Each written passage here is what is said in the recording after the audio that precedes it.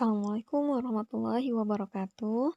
Ananda yang solih dan solihah, hari ini adalah hari pertemuan kedua kita dalam kegiatan pembelajaran PPKN. Sebelum kita lanjutkan kegiatan pembelajaran kita, alangkah baiknya kita membaca doa belajar dulu di hati masing-masing. Berdoa dimulai.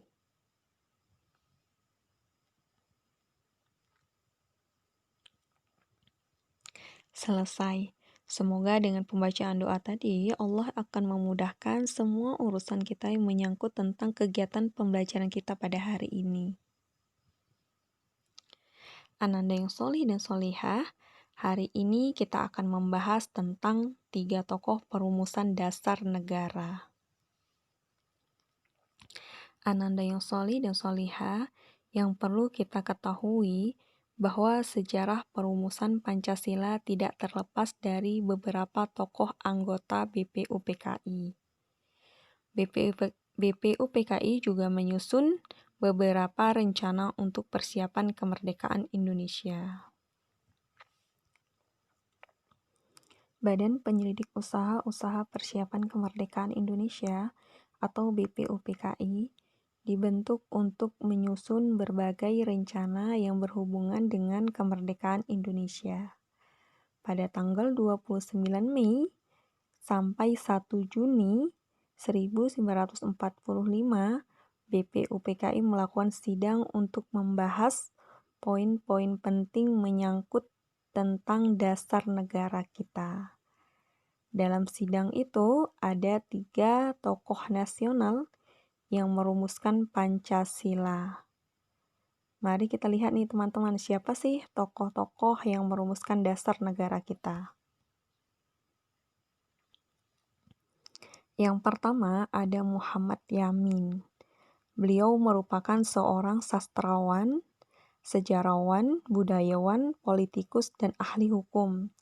Dalam sidang itu, beliau mengemukakan 5 dasar negara. Yang pertama, peri kebangsaan. Yang kedua, peri kemanusiaan. Yang ketiga, peri ketuhanan. Yang keempat, peri kerakyatan. Yang kelima, kesejahteraan rakyat. Yang kedua ada Supomo. Sama seperti Muhammad Yamin, beliau juga memberikan 5 rumusan untuk dijadikan dasar negara. 5 rumusan tersebut adalah yang pertama persatuan, yang kedua kekeluargaan, yang ketiga keseimbangan lahir batin, yang keempat keadilan rakyat, yang kelima musyawarah. Yang ketiga adalah Soekarno. Selain Muhammad Yamin dan Supomo, Soekarno juga ikut merumuskan dasar negara kita. Dalam pidatonya, beliau menyampaikan 5 usulan dasar negara. Yang pertama, nasionalisme dan kebangsaan Indonesia. Yang kedua, internasionalisme dan peri kemanusiaan. Yang ketiga, mufakat atau demokrasi. Yang keempat, kesejahteraan sosial. Yang kelima, ketuhanan yang Maha Esa. Baiklah teman-teman, selanjutnya kita akan membahas tentang Piagam Jakarta. Hingga sidang pertama BPUPKI selesai, belum juga disepakati rumusan dasar negara yang akan dijadikan dasar negara Indonesia. Maka kemudian dibentuklah panitia kecil untuk membahas kembali usulan-usulan mengenai dasar negara yang diketuai oleh Soekarno dan 7 anggota lainnya. Kemudian panitia kecil akan membentuk lagi satu panitia kecil yang terdiri dari 9 orang atau yang sering disebut dengan panitia 9. Pada tanggal 22 Juni 1945, Panitia 9 langsung mengadakan rapat di kediaman Soekarno, Jalan Pegangsaan Timur nomor 56 Jakarta. Di rapat itu, Panitia 9 mencapai satu kesepakatan mengenai rancangan pembukaan Undang-Undang Dasar 1945. Nah, teman-teman, rancangan tersebut diberi nama Piagam Jakarta. Di dalam Piagam Jakarta, ini terdapat tepatnya pada alinea keempat. Di dalamnya terdapat rumusan dasar negara kita, yaitu Pancasila. Rumusan Pancasila yang terdapat dalam Piagam Jakarta adalah sebagai berikut. Yang pertama, ketuhanan dengan kewajiban menjalankan syariat Islam bagi pemeluk-pemeluknya. Yang kedua, kemanusiaan yang adil dan beradab. Yang ketiga, persatuan Indonesia. Yang keempat, kerakyatan yang dipimpin oleh hikmat kebijaksanaan dalam permusyawaratan perwakilan.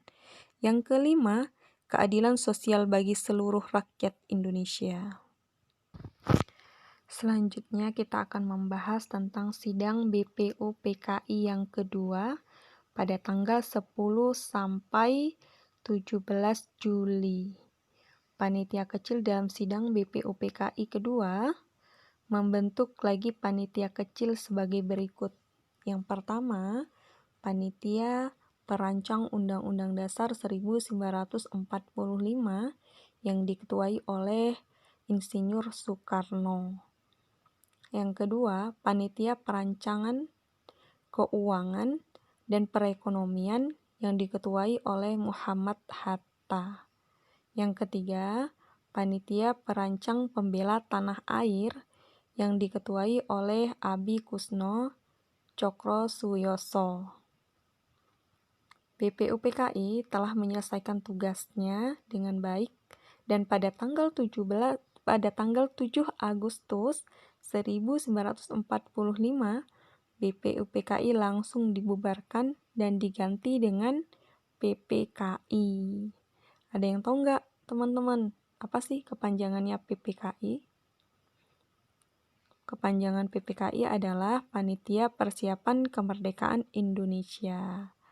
Kalau bahasa Jepangnya nih, teman-teman, Dokuritsu Junbi Inkai. Pada tanggal 8 Agustus 1945, Soekarno, Muhammad Hatta, dan Rajiman Widyodiningrat mereka berangkat menemui Marsekal Terauchi di Danlat, Vietnam. Tujuannya untuk keperluan pembentukan Panitia Persiapan Kemerdekaan Indonesia. Hasil pertemuan tersebut adalah Jepang berjanji akan memberikan kemerdekaan kepada Indonesia pada tanggal 24 Agustus 1945. Pada saat itu, Soekarno diangkat menjadi ketua PPKI dan Muhammad Hatta sebagai wakil PPKI. Anggota PPKI berjumlah 21 orang, akan tetapi ditambah kembali 6 orang tanpa sepengetahuan orang Jepang. Dan semua anggota PPKI itu berasal dari bangsa Indonesia.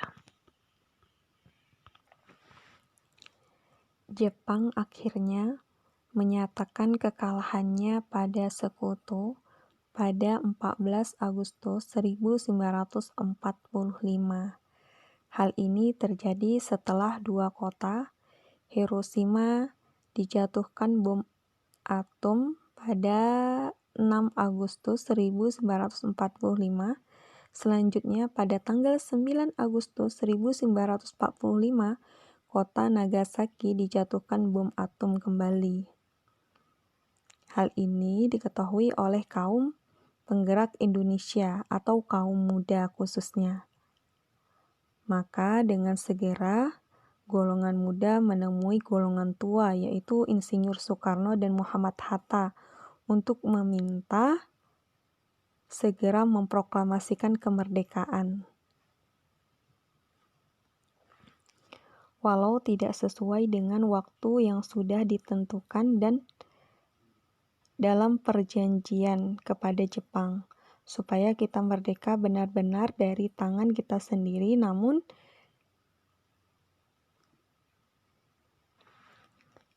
demikian tidak disepakati begitu saja oleh golongan tua.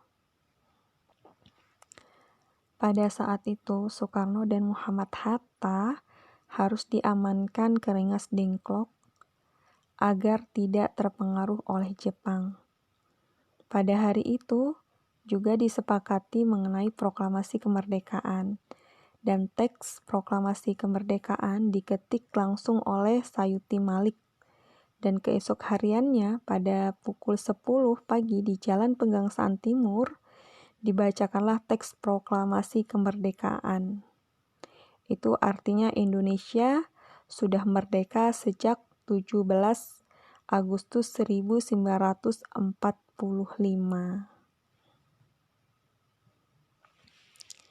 Menjelang sore hari, pada tanggal 17 Agustus 1945, terdapat usulan dari rakyat bagian timur. Mereka mengusulkan sila pertama yang terdapat dalam Piagam Jakarta itu diganti. Sebab Indonesia ini adalah bangsa yang beragam. Usulan ini kemudian ditanggapi dengan baik dan bijaksana oleh berbagai macam golongan, baik dari kaum nasionalis dan agama.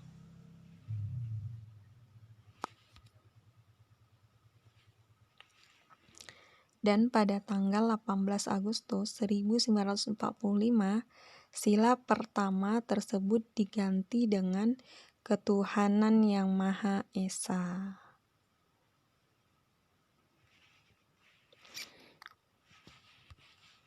Untuk hari ini, Ustazah rasa cukup sekian materi kita. Lebih dan kurang Ustazah mohon maaf. Insya Allah akan kita lanjutkan minggu depan. Assalamualaikum warahmatullahi wabarakatuh.